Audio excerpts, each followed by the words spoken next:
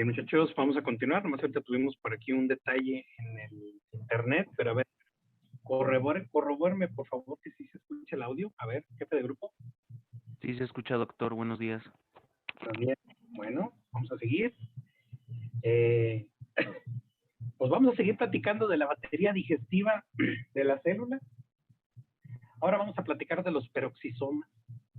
Ya revisamos todo lo que es la vía de inicio del tubo digestivo, que es la endocitosis temprana, tardía, luego ya meramente el estómago de la célula, que son los lisosomas, y seguimos platicando porque la célula tiene otros estómagos, a lo mejor tal vez un poquito menos desarrollados, pero con funciones muy específicas. Los dos que nos quedan por revisar, que son los peroxisomas y los proteosomas.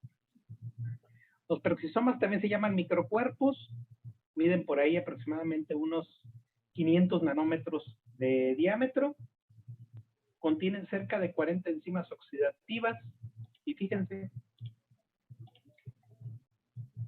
lo que no podía digerir el lisosoma, aquí sí lo vamos a poder digerir. Cataboliza ácidos grasos de cadena muy larga, ¿sí?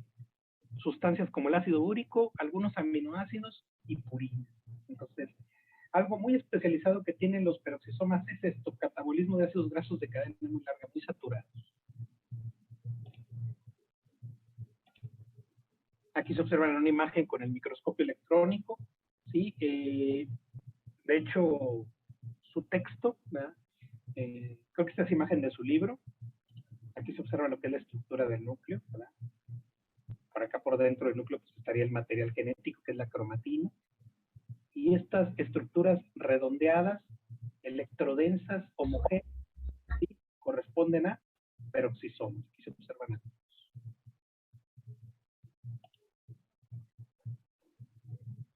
¿Qué funciones tienen o qué otras funciones tienen los peroxisomas?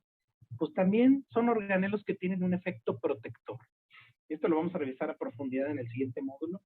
En muchos eventos que generan estrés en el cuerpo humano, como las infecciones, como la falta de oxígeno, la isquemia, ¿sí? Pueden conllevar a liberación de grandes sustancias químicas que son tóxicas, y una que se libera en grandes cantidades es el peróxido de hidrógeno, ahora sí que conocido en el bajo mundo como el agua oxigenada, que bueno, nosotros le damos otro uso, ¿verdad? Pero a nivel celular, esta sustancia es muy tóxica y se libera cuando hay sufrimiento en los tejidos. Bueno, el peroxisoma cuenta con una enzima que tiene la capacidad de revertir el efecto tóxico del peróxido de hidrógeno porque lo hidroliza, ¿sí? En agua y oxígeno. Esta enzima marcadora del peroxisoma se llama catalasa. Entonces, así como en el lisosoma encontramos la fosfatasa ácida como enzima marcadora, ¿sí? Como enzima marcadora de este organelo con técnicas de histoquímica enzimática, en el caso de los peroxisomas, una de las enzimas que utilizamos por medio de laboratorio para ubicarlos con histoquímica enzimática sería la catalasa. Y la catalasa tiene un efecto protector porque degrada peróxido de hidrógeno. Entonces el peroxisoma es un productor importante de catalasa.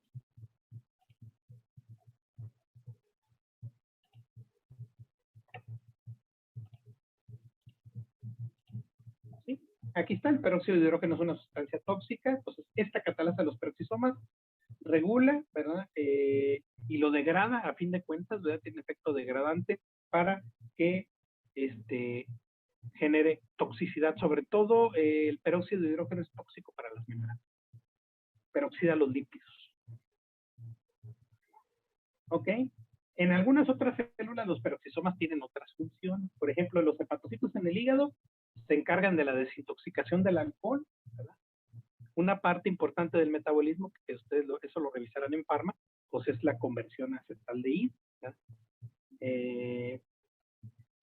Entonces, la batería enzimática del peroxisoma del hepatocito es importantísimo para metabolismo del alcohol.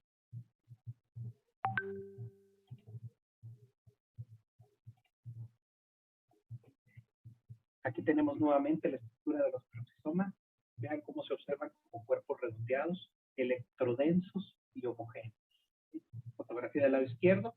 Vean aquí marcado con el número 2, la presencia de mitocondrias. Algo muy importante, pues los peroxisomas pues, también podemos marcarlos con técnicas de histoquímica enzimática. Ojo, la histoquímica enzimática no exclusivamente se aplica a microscopía de luz, porque la imagen del lado derecho, si se habrá percatado, es una imagen de microscopía a gran aumento, microscopía electrónica. Entonces, también podemos utilizar técnicas de histoquímica enzimática aplicadas a la microscopía electrónica, y aquí estamos marcando, ¿sí?, con su enzima, la catalasa, todos estos granulitos, estos bromitos oscuros, ¿sí? Entonces, la enzima marcadora con histoquímica enzimática para los peroxisomas va a ser la catalasa. Otros organelos importantes en el aparato digestivo son los proteosomas, ¿sí? Se definen como organelos pequeños, ¿verdad? Pues el proteosoma tiene a su cargo la proteólisis de proteínas. Ahora sí que aunque se escuche medio rimbombante, medio pleonásmico más bien. La proteólisis de proteínas,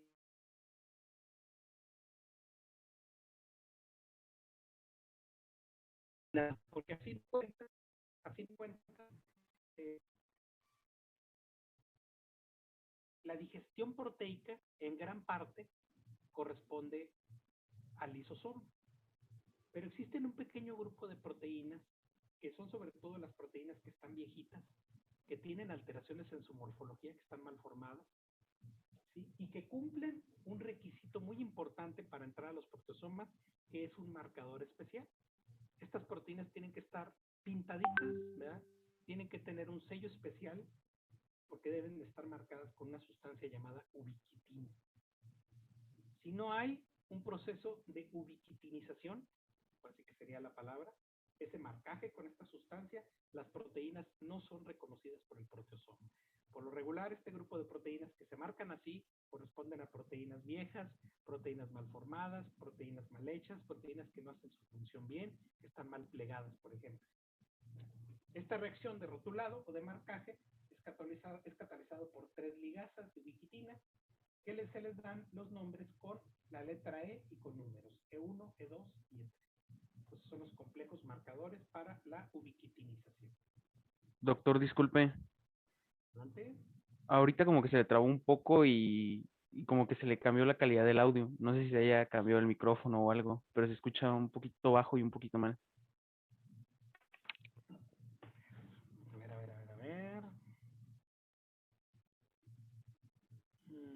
Bueno, pues ahorita no me marca el volumen, lo tengo igual. No me marca problemas con el internet, porque a veces cuando hay problemas con el internet o me dice que está inestable, si me manda un mensaje, me lo pone en la pantalla del teléfono, pero no, ahorita no me ha marcado nada. No sé si ya me escuchen bien ahorita.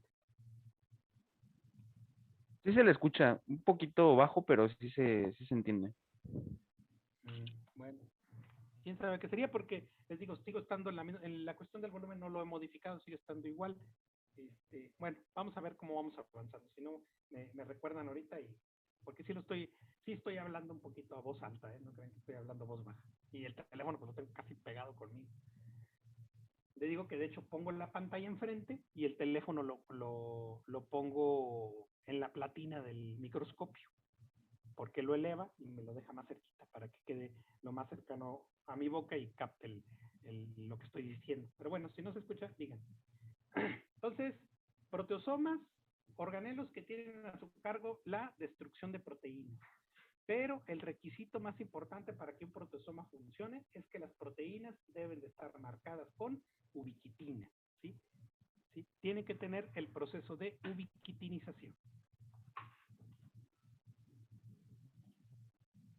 Y aquí tenemos rápido un esquemita, esta imagen tomada del texto de Sepúlveda. Aquí está la proteína que se va a degradar en color verde, y vean rápidamente cómo se va dando el proceso de ubiquitinización. Aquí está marcado como V, el marcaje. El proteosoma es un organelo que se describe como en forma de barril, ¿sí? Tiene una tapadera de entrada y una tapadera de salida. Vean cómo entra la proteína al proteosoma, y aquí dentro de lo que es el cuerpo del proteosoma, de la subunidad, aquí existen un montón de tijeritas. Tijeritas son ahora sí que enzimas que se encargan de los péptidos. Y al final, pues todos estos péptidos se van a reciclar y pues les podamos a poder dar otro uso a nivel del funcionamiento celular. La degradación de la proteína marcada se realiza por el complejo proteosómico 26S, que sería, ahora sí que esta región, esta es la región 26S, que es la que se encarga del proceso de digestión. ¿Sí? Y aquí está, cada proteosoma consiste en un cilindro hueco, como un barrilito, ¿verdad? Y dentro de las correlaciones clínicas, yo creo que de los organelos que más se le ha estado invirtiendo en su estudio, en poder dilucidar muchas cosas y asociarlos con enfermedad, es el mal funcionamiento de los proteosomas. Los proteosomas en realidad no son organelos que se haya contado con su existencia desde hace muchos años, no es mucho el tiempo que se mencionan. De hecho, cuando yo llevé histología, hace prácticamente 21 años, el complejo protosómico todavía quedaba como que nublado, no se le prestaba atención porque en realidad las partículas protosómicas son muy dispersas y son muy chiquititas, son muy pequeñas, incluso con el microscopio electrónico a gran aumento se batalla un poquito para poderlos identificar. Entonces, pues por mucho tiempo se pensó que eran simples partículas dentro del citoplasma, hasta que después, con la ayuda de biología molecular y técnicas especiales, pues se dieron cuenta que servían para digerir cierto tipo de proteínas, ¿no? Entonces, en realidad, no se tiene mucho hablando de ellos. Obviamente, como son de hasta cierto punto de reciente descubrimiento, pues todo mundo le apuesta para buscarle qué problemas tienen, y tan es así que hay dos grupos de enfermedades que ya están asociados al mal funcionamiento de la degradación de proteínas regulada por proteosomas. Ahora bien, ¿cuáles son estos grupos? Ahorita lo vamos a ver rápidamente. Esta es una imagen del texto de Sepúlveda, donde se ve la estructura molecular que tiene un proteosoma, una estructura en forma de barril, una tapadera de entrada, un sitio de salida. Aquí es donde está el complejo de proteólisis con las enzimas. Y esta, una imagen de mucho acercamiento con el microscopio electrónico, algo, bueno, pues sí, algo borrosa. Y aquí se puede ver la estructura de un proteosoma con un acercamiento mayor. Primer grupo de enfermedades, pues se refiere a la pérdida de la función de la proteosoma debido a mutaciones en las enzimas que activan la ubiquitina. ¿Qué quiere decir esto? Si las enzimas que marcan no funcionan, pues no va a haber ubiquitinización. Y si no hay ubiquitinización, no va a haber degradación de proteínas. Y si no hay degradación de proteínas, ¿qué va a ocurrir? ¿Qué va a ocurrir? Va a haber acúmulo en el citoplasma de las células de muchas proteínas que no sirven. Y esto va a generar con el paso de los años muerte celular y destrucción de tejidos. Un grupo de enfermedades muy bien encajadas en este primer patrón por una disminución de la ubiquitinización englobamos a enfermedades neurodegenerativas, y una de ellas muy conocida, que es la enfermedad de Alzheimer, que ha sido muy ligada al proceso de disminución en la función protosómica por mutaciones en el sistema de la ubiquitinización, ¿sí? Ese es el primer grupo. El segundo grupo de enfermedades muy estudiadas y que se han englobado con defectos en los proteosomas, ¿verdad?, es la sobreexpresión de proteínas involucradas en este sistema de marcaje, ¿sí? Un ejemplo muy típico lo tenemos con la infección del virus del papiloma humano, ¿sí? La infección por el virus del papiloma humano, ¿sí?, genera un incremento en la función proteosómica por una sobreexpresión de marcadores. Se marcan en exceso ciertas proteínas, una de ellas, por ejemplo, el P53, y lo degradan más rápido de lo que es su vida media. Entonces, al haber un exceso de degradación de P53, el P53 es el policía molecular, y si el policía molecular que vigila nuestro genoma no está jalando, no está funcionando, pues obviamente van a ocurrir eventos de mutaciones, alteraciones en el material genético, y con esto un incremento en el riesgo de desarrollo de tumores y cáncer, ¿verdad? Entonces, incluso ya ahorita existen en estudio, ¿verdad?, el descubrimiento de múltiples sustancias que son inhibidores proteosómicos, ¿verdad?, que como esperanza de vida para el tratamiento de algunos cánceres o incluso ciertas infecciones, ¿sí? Entonces, ya los proteosomas ahorita han sido, les digo, organelos objeto de mucha investigación y sobre todo, pues buscarlos asociar con más enfermedades. Ok.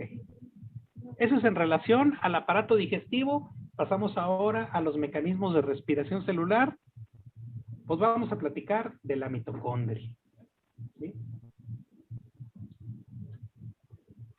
Pues yo creo que de todos los organelos es el que más identificamos, el que más encajamos en la morfología de acordarnos cómo es. Yo creo que esa forma clásica en forma de bastoncito, si alguna vez alguien de ustedes lo mandaron a hacer una maqueta de una célula, pues yo creo que la mitocondria y el núcleo son las cosas que más se identifican, ¿verdad? Es un organelo de gran tamaño, prominente. En él se lleva a cabo el proceso de fosforilación oxidativa. Es un organelo membranoso, ¿sí?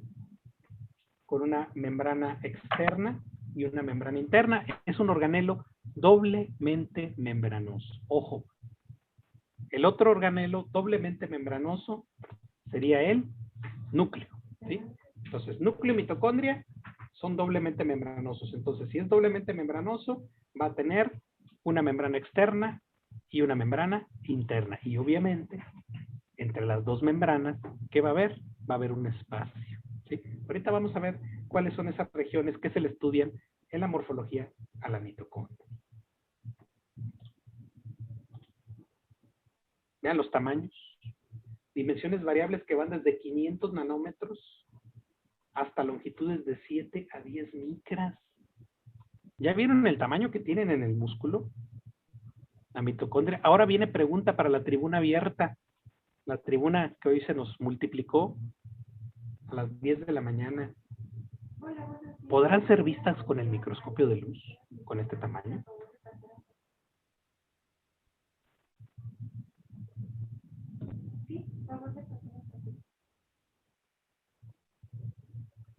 Alguien que pueda darnos un punto de vista. ¿Podrán ser visibles con el microscopio de luz?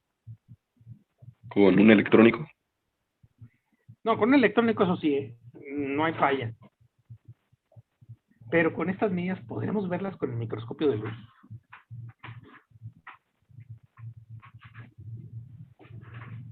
¿Qué opinas? No No. ¿Cuál es el poder de creo, la resolución? verdad. ¿Cuál es el poder de resolución de microscopio de luz? ¿Cuánto dijimos? 200 nanómetros. 200 nanómetros.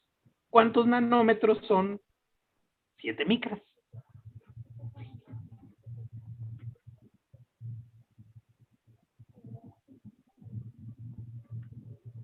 Son 7000 nanómetros.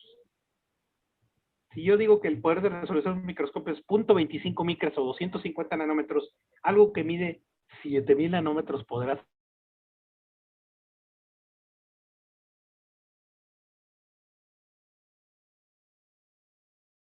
Las mitocondrias no son visibles.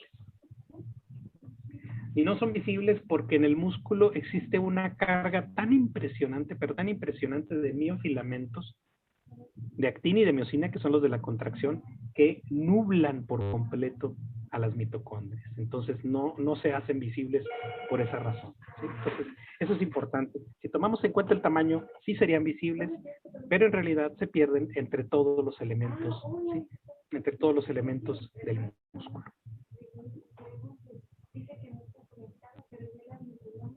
Fíjense bien.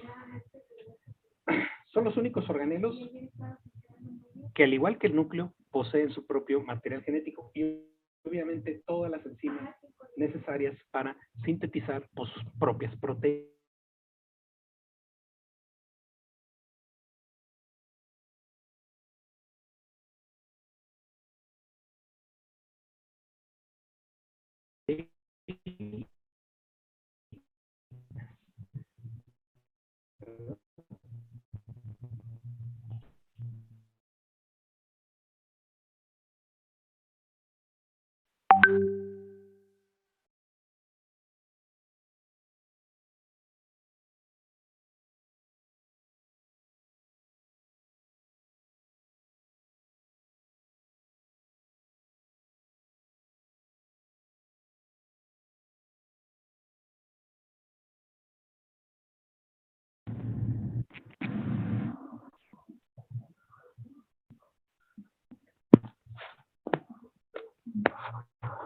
A ver, ahora sí, nomás es que me entró ahorita una llamada urgente.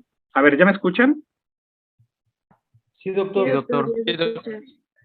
Ya regreso. Ok, ya se escucha, perfecto. Bueno, entonces les digo que la mitocondria es el único organelo que tiene su propio material genético, al igual que el núcleo, y las enzimas, y bueno, más bien los códigos necesarios para la síntesis de sus propias proteínas y algunas enzimas de su propio funcionamiento. Les decía, la mitocondria es un organelo más bien doblemente membranoso, con una membrana externa y una membrana interna. Muy característico, la membrana interna se pliega y forma cresta. Aquí está el nombre, miren. El espacio que queda entre las dos membranas, externa e interna, se le conoce como espacio intermembrana. ¿Sí? Y entre las crestas queda un espacio que se le denomina espacio de matriz o matriz mitocondrial. Esa es la morfología que le vamos a describir a una mitocondria. Aquí lo tenemos rápidamente. Esta que se ve en color rosita sería la membrana externa. Luego aquí se ve, esta sería la membrana interna. Tengo, lo estoy señalando con el puntero. Entre las dos membranas queda este espacio amarillo. Este espacio amarillo sería el espacio intermembrana. Y aquí estaría una cresta. Acá estaría otra cresta. Acá estaría otra cresta. Entre las crestitas amarillas queda este espacio igual de color rosita. Este espacio de color rosita que corresponde al espacio de matriz o matriz mitocondrial. Nuevamente, ¿verdad? Incluso aquí tenemos algunas imágenes donde las mitocondrias pueden ser identificadas con técnicas especiales de histoquímica enzimática, ¿verdad? Del lado izquierdo, ahí bien marcaditas. Vean lo interesante, a mí lo que me interesa más son las dos imágenes que están del lado derecho, porque es sobre todo la inferior, que es muy interesante, ¿verdad? La superior, pues aquí se pueden ver las estructuras. De hecho, se pueden ver ahí marcados con el número 2 las crestas, en el número 3 el espacio de matriz, el número 1 la membrana mitocondrial. Por fuera, pues está el citoplasma. Ahora bien, vean la fotografía inferior. Se dice que las mitocondrias tienen proceso de división y se dividen por fisión binaria, ¿sí? Para poder crear más estructuras mitocondriales en la célula y sobre todo cuando es requerido, cuando se va a dar el proceso de división celular, ¿sí? Se dividen por fisión binaria. ¿Cuál es la teoría de las mitocondrias? ¿Sí? Pues yo creo que ya alguno de ustedes habrá leído en alguna revista, porque bueno, pues no es propiamente de la clase que obviamente viene en el texto, ¿verdad? Pero que lo haya leído en alguna gaceta o en cosas de muy interesante, pues en realidad la mitocondria se tiene una teoría de que hace muchísimos millones de años era un procariota, ¿sí? Aeróbico primitivo, ¿sí? Este nombre que se le daba a este procariota era Eubacterium, ¿verdad? Obviamente en un principio, pues Eubacterium andaba solo en el ambiente. Obviamente en aquellos años, hace muchísimos millones de años, pues era un ambiente hostil, en donde apenas el carbono, el hidrógeno, el oxígeno y el nitrógeno empezaban a conjuntarse y empezaba a darse la vida, obviamente con una temperatura súper caliente y todavía era un ambiente pues no apto para nosotros, ¿verdad?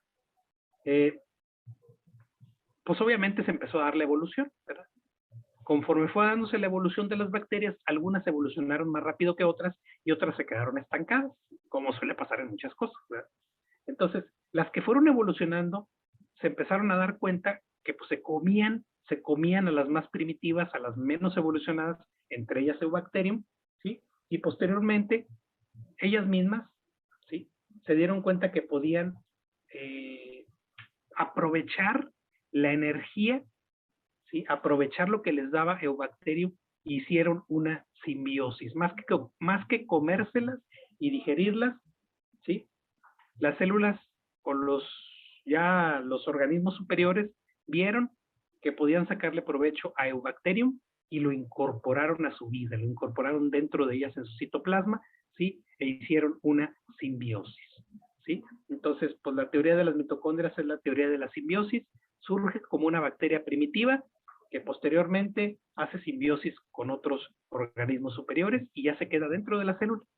Ya ahorita, pues prácticamente La mitocondria no podría abandonar la célula a la que pertenece porque ya este ambiente pues no es el ambiente que tuvo hace millones de años y ya ahorita pues forma parte del mismo componente, tanto la célula necesita de la mitocondria como la mitocondria de los componentes celulares. Aquí está, las mitocondrias poseen un sistema completo de síntesis de proteínas, incluso tiene sus propios ribosomas mitocondriales, ¿verdad? Cuando hay grandes cantidades de mitocondrias en algunas células, ¿verdad?, tienden a generar mucha acidofilia. ¿Qué quiere decir esto? Se pinta muy morado el citoplasma. Y esto se debe a la gran cantidad de membrana que tiene, ¿sí? Las membranas mitocondriales están cargadísimas de proteínas, muchísima proteína insertada en su superficie, ¿verdad? Y todo esto pues conlleva a que se capte mejor la eosina, ¿verdad? Y pues obviamente genera una acidofilia. Entonces, células como las células de la grasa parda, por ejemplo, o células de la corteza suprarrenal, que son células que tienen mucha carga mitocondrial, sus citoplasmas suelen pintarse intensamente rosas. Y esto se debe a la mucha membrana que tiene. Entonces les digo, simplemente tiene una doble membrana. Características de cada una de las regiones rápidamente. Membrana externa. La membrana externa tiene un grosor de unos 6 a 7 nanómetros. Contiene muchas proteínas multipaso, ¿verdad? La más importante de ellas es la porina, ¿sí? Y forma conductos iónicos con un diámetro de 3 nanómetros. ¿Qué característica tiene la membrana externa? Que es una estructura muy permeable. ¿Qué quiere decir eso? Que permite el paso de muchas sustancias y principalmente iones, gracias a la presencia de la porina. ¿Sí? Aquí está. La membrana externa posee receptores para proteínas y polipéptidos, también varias enzimas como la fosfolipasa A2, monoaminoxidasa, acetilcoenzima A, sintetasa, ¿verdad? Pero entonces, una característica muy importante de la membrana externa es esta, que es muy permeable al paso de sustancias, sobre todo de iones.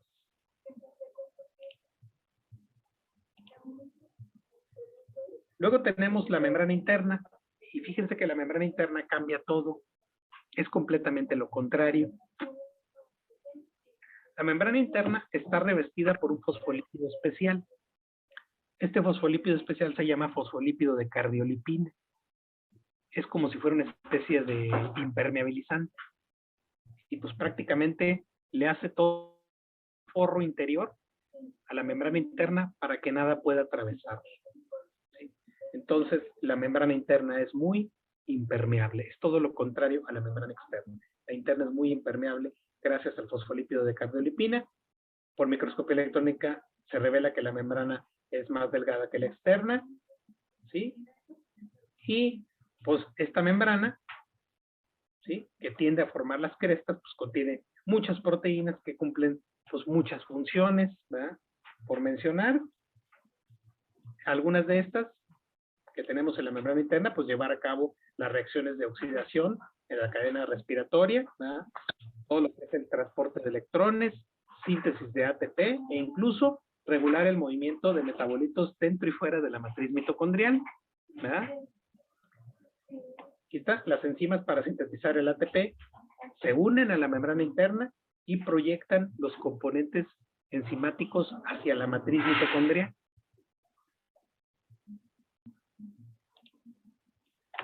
¿Cómo se observan con el microscopio electrónico? Porque todos estos complejos enzimáticos son muy prominentes, son muy grandes. Con la microscopía electrónica a gran aumento se ha visto, ¿sí?, que son estructuras que forman una especie de raqueta, ¿sí? Estas raquetitas se les llaman partículas elementales, ¿sí? Vean, incluso el diámetro de las porciones dilatadas de estas partículas miden cerca de 10 nanómetros y contienen todo un montón de enzimas que se encargan de regular ¿verdad?, la fosforilación oxidativa, que a fin de cuentas nos va a traer la síntesis de ATP. Entonces, la membrana mitocondrial interna es importantísima. Todos estos complejos de ATP sintetasa, ¿sí?, que se reflejan con estos complejos enzimáticos en forma de raqueta, las partículas elementales, son llamativas y pueden ser vistas con el microscopio electrónico, obviamente, a gran aumento. De hecho, aquí se puede ver, miren, Ven incluso lo que es el acomodo de las membranas. Presten atención a lo que está hacia el lado derecho, ¿verdad? Todos los complejos ATP sintetasa, incluso vean, acá estaría el espacio intermembrana, esta es la membrana interna y el espacio de matriz que está en color azul. Y vean cómo se proyectan estas estructuras como que recordaran una especie de raquetita, ¿sí? Las partículas elementales.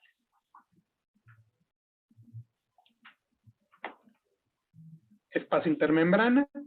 Entonces, este espacio se encuentra entre las membranas interna y externa, contiene enzimas específicas que utilizan el ATP generado en la membrana interna, grupos de enzimas que podemos encontrar dentro del espacio intermembrana, creatininquinasa, adenilatocinasa y los famosos citocromos C.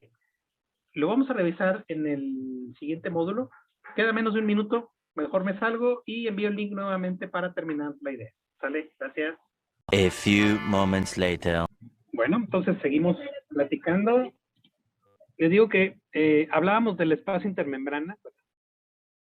Este espacio entre las dos membranas externa e interna contiene enzimas específicas que utilizan el ATP generado por la membrana interna. Tenemos 3 interesantes, pero nos llama la atención la última de ellas. La última enzima, que es el complejo citocromo C. Les digo que en el siguiente módulo vamos a platicar un poquito más de él. Estas moléculas de la familia de los citocromos se encuentran secuestradas dentro del espacio intermembrana. Obviamente no salen hacia lo que es el citoplasma. Cuando los citocromos abandonan la mitocondria y salen al citoplasma, desencadenan una serie de eventos, ¿sí? Desencadenan una serie de eventos que pueden conllevar a la muerte celular.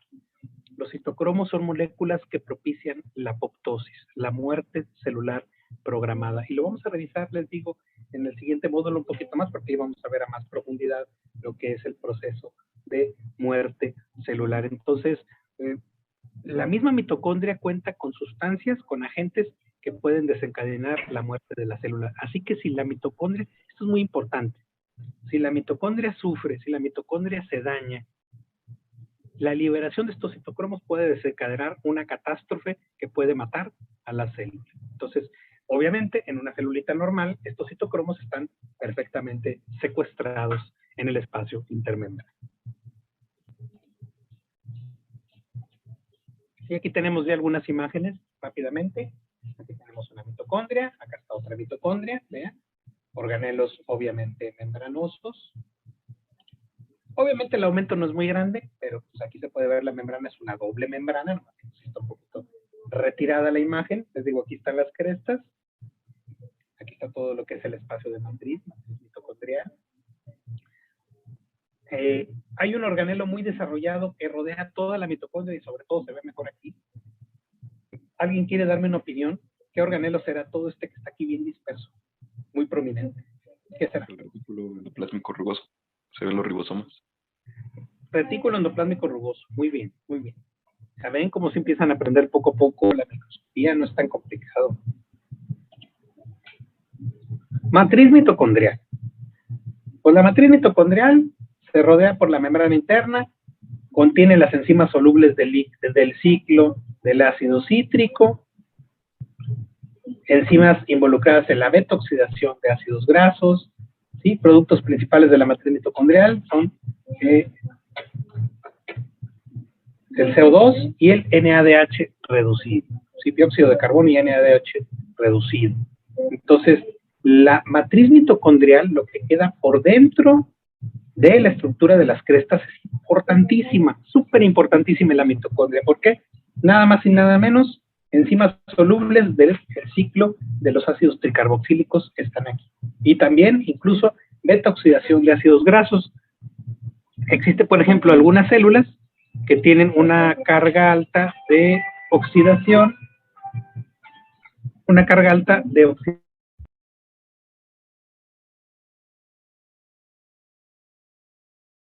de oxidación de grasas, y la mitocondria es muy desarrollada por la beta-oxidación de ácidos grasos. Un ejemplo es la grasa parda. La grasa parda es una grasa que está presente, es una grasa que genera calor, ¿sí? A diferencia de la grasa amarilla, blanca, no nos hace gorditos, la grasa parda sí es una grasa que está activa metabólicamente. Y mucha de la actividad que tiene es porque tiene muchas mitocondrias y tienen una alta velocidad de oxidación de ácidos grasos. Y al oxidarlos generan calor y por eso es un mecanismo de protección para la pérdida de temperatura en los bebés. Por eso los bebés tienen un desarrollo muy importante de grasa parda. Grasa que se va perdiendo pues conforme van creciendo. Entonces, una función importante dentro de la matriz mitocondrial está aquí, beta oxidación de ácidos grasos. Pues además de la producción de ATP, las mitocondrias también regulan la concentración de iones con relación al citoplasma, ¿verdad? Una función que también comparte con el retículo liso. También el retículo liso ayuda a la regulación de concentraciones de iones. Y obviamente la matriz contiene pues, el material genético de la mitocondria, que sería el ADN mitocondrial, y obviamente pues, sus mecanismos clásicos, que sería su propio ARN mitocondrial.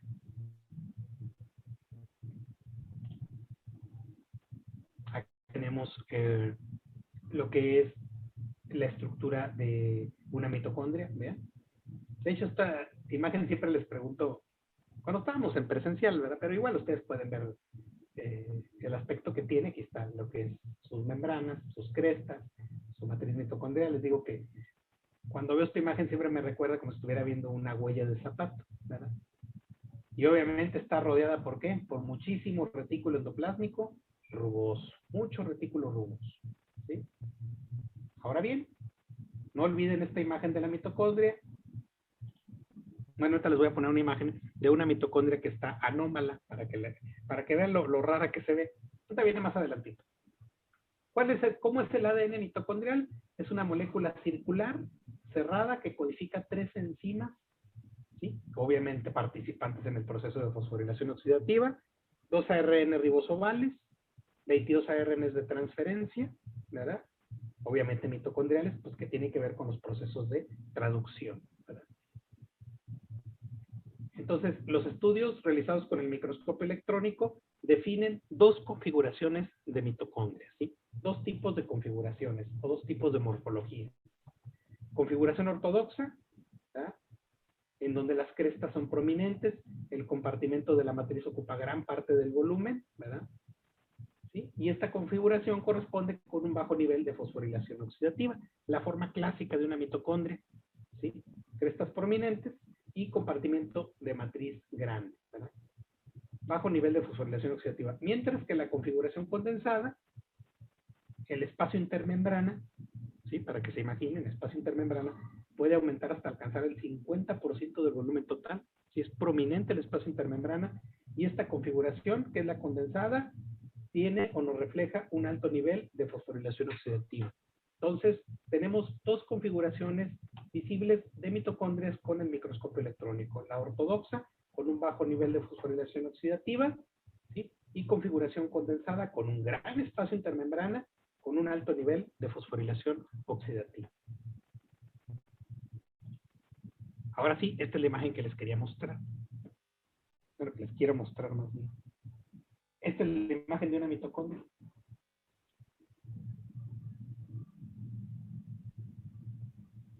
¿Qué le ven de raro a esta imagen? A ver, ¿alguien quiere dar una opinión?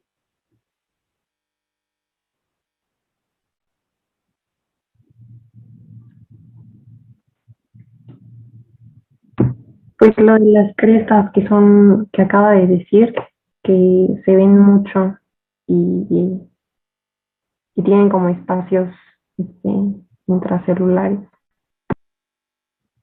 Ok. Aquí les voy a delimitar nuevamente la mitocondria. No sé si se habrán percatado ahora sí por el análisis de la imagen, que se ve como si adentro tuviera estos cuadritos, miren. Algunos me dicen cuando les he preguntado, dicen, ay, es que parece como si estuviera viendo celdas solares. Estos cuadritos que se ven dentro de la mitocondria no son normales, son inclusiones anormales dentro de la mitocondria. Obviamente, esta mitocondria, al igual que estas que están acá afuera, porque estas están más chiquitas, miren, estas que están más chiquitas, aquí se puede ver el cuadrito. Aquí también se puede ver. Vean esto de aquí. ¿Sí? Estos inclusiones evoluciones dentro de los cuerpos de las mitocondrias, pues obviamente son anómalos y los vemos en un grupo de enfermedades que se llaman enfermedades mitocondriales. O también se les llaman, así como les dije, lisosomopatías, existen mitocondriopatías, enfermedades mitocondriales. Las enfermedades mitocondriales son enfermedades que se heredan. Y obviamente el patrón de herencia de una enfermedad mitocondrial, y eso lo van a ver en genética y lo vamos a ver en pato también, es un patrón que solamente viene predestinado por quién. Es pregunta para ver quién me puede contestar eso. Por la mamá, doctor. Por la mamá, ¿por qué? Bueno, lo que pasa es que según que el ADN mitocondrial era exclusivo de la madre, pero un artículo donde decía que se había encontrado ADN mitocondrial por parte del padre, o bueno, o sea, que venía del padre, no sé si esté mal. Ok, bueno, para completar el comentario, ¿Chacón va a decir algo? Porque al momento de la fecundación las mitocondrias que aporta las mitocondrias del espermatozoide no entran a lo que es el óvulo, entonces pues no se implica, no aportan pues así que en la fecundación. Ok, muy bien. Como complemento a los dos comentarios que están bien, ¿verdad? Pues sí, definitivamente en el proceso de reproducción, cuando se da la fecundación, óvulo espermatozoide, pues ahora sí que, aunque se escuche feo, nosotros los hombres solamente acoplamos nuestro material genético. La mamá es la que ocupa su óvulo para crear la casa, ahora sí decirlo, del nuevo ser. Nosotros solamente acoplamos ahora sí que nuestro material haploide para juntarlo con el de la mamá y poder crear pues el material diploide de un organismo normal. Pero los organelos, todos los organelos vienen puramente de la mamá. Sí, su compañero, lo que menciona ahorita, su primer compañero, sí es algo muy interesante. Yo alguna vez lo leí, no tengo la referencia del artículo, luego igual estaría bien que nos lo hiciera llegar por WhatsApp para ponernos a leer un poquito, porque ahorita ya hay tantas cosas que salen y tanta cosa de lectura que es imposible abarcarlo todo, pero sería muy interesante verlo. En donde sí, parece que algunas referencias mencionan que se ha encontrado ADN mitocondrial nativo del padre dentro de los hijos, pero hasta ahorita, en teoría, seguimos manteniendo el conocimiento de base que el ADN mitocondrial es aportado y en general el citoplasma y los organelos son aportados por la mamá, ¿verdad? Pero bueno, ahí está la referencia. Habría que, se va a desempolvar más cosas aquí. A lo mejor a futuro puede que ya se tenga ya una respuesta más concisa, pero ahorita para fines prácticos el ADN mitocondrial es de la mamá y por ende las enfermedades que afecten al ADN de la mitocondria pues le van a pegar al hijo y solamente las podrá transmitir la mujer, ¿verdad? Entonces, pues el problema de las enfermedades mitocondriales es que le pegan a las enzimas de la fosforilación oxidativa. Y pues obviamente si le pega a las enzimas de la fosforilación oxidativa, pues le va a pegar a las células que utilizan una alta carga de fosforilación oxidativa. Pues ya han de saber qué, ¿verdad? Las neuronas, el corazón, y pues son personas que sufren mucho durante su etapa entre su supervivencia porque tienen problemas pues con esta falta de energía por estos defectos en la fosforilación oxidativa. Ya en su momento, cuando estemos en pato, vamos a ver los ejemplos correspondientes. Pero sí, esta es una imagen con el microscopio electrónico de una enfermedad mitocondrial.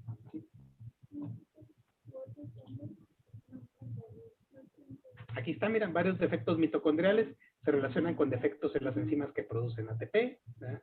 Pues los tejidos metabólicamente activos que usan grandes cantidades de ATP, como el músculo y las neuronas, pues obviamente son los más afectados. De hecho, existe una enfermedad, lo vamos a adelantar ahorita, neuropatía óptica de Leber, que pertenece a este grupo de las enfermedades mitocondriales. Ya en su momento lo revisaremos. Aquí pone un ejemplo, pone otro ejemplo aquí. La epilepsia mioclónica de fibras rojas rasgadas. El nombre se oye muy rimbombante, ¿verdad? En un principio, cuando salió este síndrome, se le puso el nombre de un epónimo de una persona.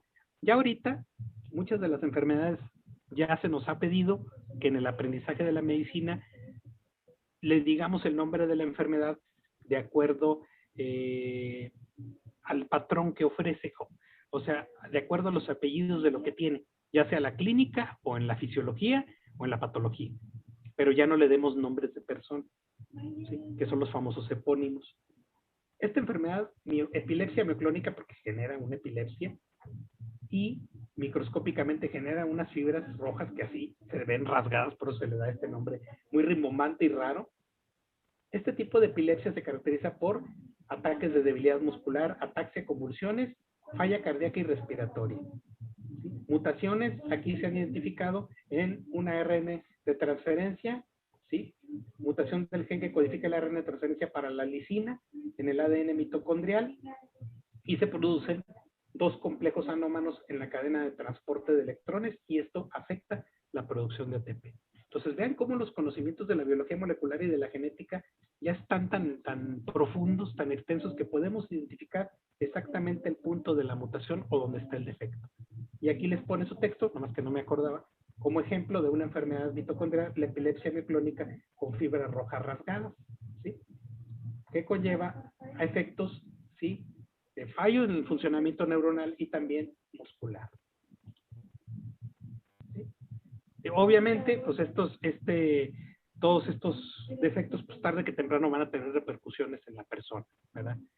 Algunos de ellos fallecen a edades tempranas, otros viven un poquito más de tiempo, ¿verdad? Pero sí, le pega algo muy importante en el funcionamiento celular, que es la fosforilación oxidativa, la producción de ATP, las enfermedades mitocondriales. ¿Dudas hasta aquí?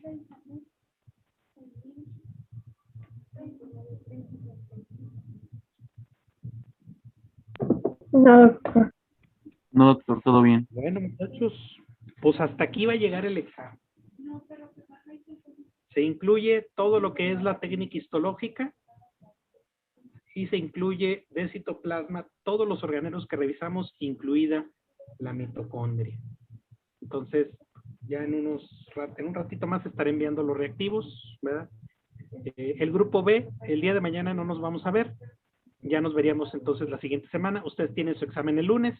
No nos afecta en las clases. Seguimos con clases como es normal la siguiente semana en cada grupo. Y ya los del B, el mañana viernes ya no los vería porque cumplimos ya con lo que tocaba del programa. Entonces,